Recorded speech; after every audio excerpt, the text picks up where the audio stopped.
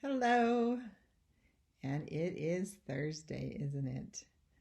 We are so lucky to have another day together. I'm grateful for each one of you. It's been fun to see you on Zoom, and I hope to see a lot of you today on Zoom. It's been fun to listen to you read, and I love getting your journal entries. They just make me smile. So thank you. Thank you for being awesome students. I pretty much cried yesterday when I heard that we weren't going to be going back to school this year. If you haven't heard, I'm sorry. It's very disappointing, isn't it? But we have to just do the best we can with whatever situation we're in. And so the situation we're in right now makes us have to be a little more grateful for the things we have and a little more gritty. Remember that word grit? That was this last month we're going to talk about the value of grit. And grit means doing what we need to do to be successful, digging in, not giving up, even though it's not the best situation. Now, the story I have today, these children had to be a little bit gritty. They had to be a little bit grateful because they were in a kind of a tough situation too. Remember, their mom and dad had died. They were supposed to go live with their grandpa, but they didn't know their grandpa. Their grandpa had never come to visit them, and they did not think their grandpa loved them. And so let's find out what happens to these children. Chapter 2.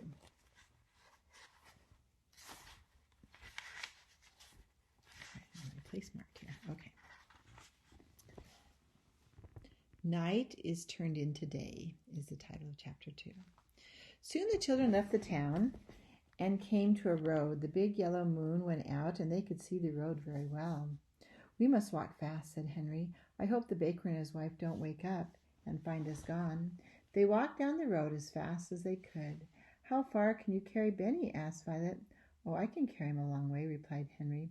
But Jessie said, "I think we could go faster if we woke him up now. We could take his hands and help him along." Henry stopped and put Benny down. "Come, Benny," he said. "You must wake up and walk now." "Go away," said Benny. "Let me try," said Violet. "Now, Benny, you can play that you are a little brown bear and that you are running away to find a nice warm bed. Henry and Jessie will help you, and we will find a bed." Benny liked being a little brown bear, and so he woke up and he opened his eyes, and Henry and Jessie took him by the hand, and they all went out on again. They passed some farmhouses, but the houses were dark and quiet, and the children did not see anyone. They walked and they walked for a long time. Then the red sun began to come up. "We must find a place to sleep," said Jessie. "I'm so tired." Little Benny was asleep, and Henry was carrying him again. The other children began to look for a place. At last Violet said, "Look over there." She was pointing to the big haystack in a field near the farmhouse. "A fine place," Violet said. "Violet," said Henry, "what a big haystack it is." They ran across the field toward the farmhouse. They jumped over a brook, and they came to the haystack. Henry was still carrying Benny.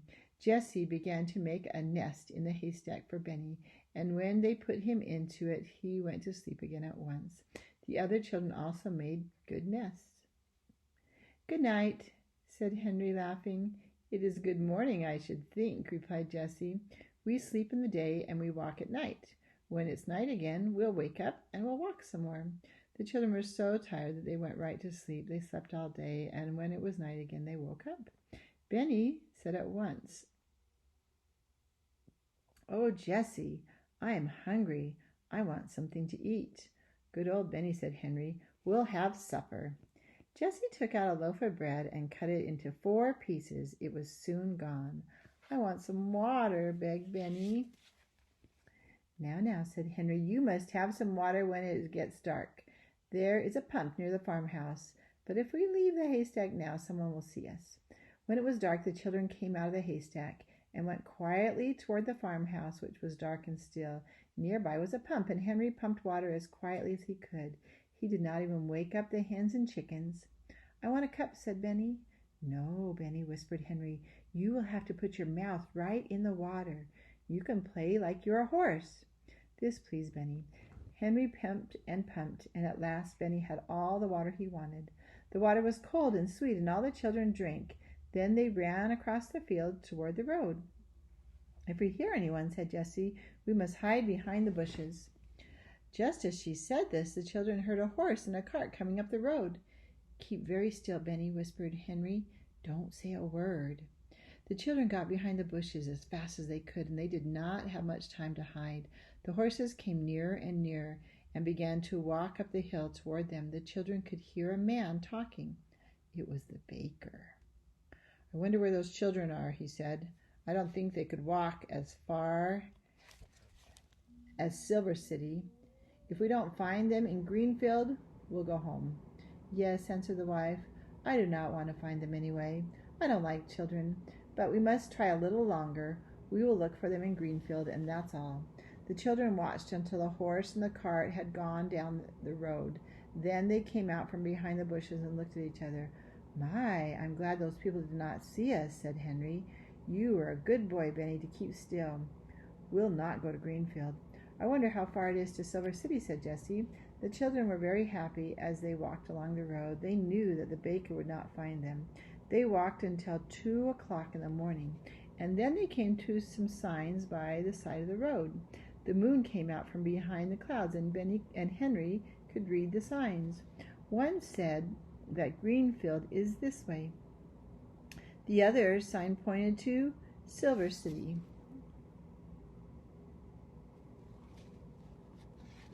"We don't want to go to Greenfield. Let's take the other road to Silver City."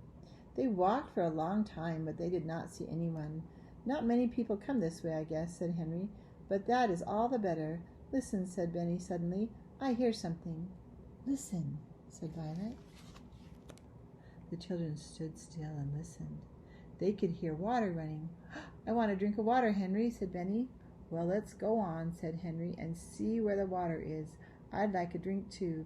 Soon the children saw a drinking fountain by the side of the road. "Oh, what a fine fountain this is," said Henry, running toward it. "See the place for the people to drink up high, and a place in the middle for the horses, and one for the dogs down below." All the children drank some cold water. "Now I want to go to bed," said Benny. Jessie laughed. "You can go to bed very soon." Henry was looking down a little side road which had grass growing in the middle of it. "Come," he cried. "This road goes into the woods. We can sleep in the woods tonight." "This is a good place," said Jessie, as they walked along. "It's far away from people. You can tell by the grass in the road. It will be near the drinking fountain, too," said Violet. "That's right," said Henry. "You think of everything, Violet." "It is almost morning," remarked Jessie, "and how hot it is." "I'm glad it's hot," said Henry, "for we must sleep on the ground. Let's find some pine needles for beds." The children went into the woods and soon made 4 beds of pine needles. "I hope it's not going to rain," said Jessie as she lay down. Then she looked up at the sky. It looked like rain. "It looks like rain, for the moon has gone behind the clouds." She shut her eyes and did not open them again for a long time. More clouds rolled across the sky, and the wind began to blow. There was lightning also and thunder, but the children did not hear it. They were all fast asleep. That was chapter 2. It's kind of like camping out, isn't it? So in today's Write, will you tell me if you've ever been camping and if you liked it and a little bit about it? We're getting closer to 2nd grade. And so it's time for us to start writing at least 2 sentences, 2 complete thoughts. Starts with a capital letter, ends with an end mark. And so here's an example of 2 complete thoughts. I could write, "I love to go camping with my family. We usually sleep in a tent." See, that was 2 thoughts. The first one was, I love to go camping with my family, period. We usually sleep in a tent, another period. Or you could think of another story. Hopefully you can think of one that's different than mine.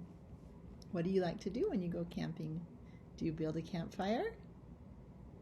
Maybe you've never been camping. Or maybe you've only been camping in your backyard. Tell me about your experience with camping before. One time, I'll just tell you about one of mine. One time, my children were all in the tent, but there wasn't room enough for my husband and I, so we were sleeping just outside the tent on an air mattress. all of a sudden we heard noises around us. So we picked up our flashlight and flashed it around. And you know what was coming straight toward us? It was a skunk. It was coming right at us. I was so scared. I was like, oh no, it's going to spray us. It's going to spray us. And so my husband flashed the light at it, and the light was enough to make it turn around and go the other direction. Whew. So it was a little bit scary out in the woods sometimes. Hope you have a great day, and I will see you tomorrow.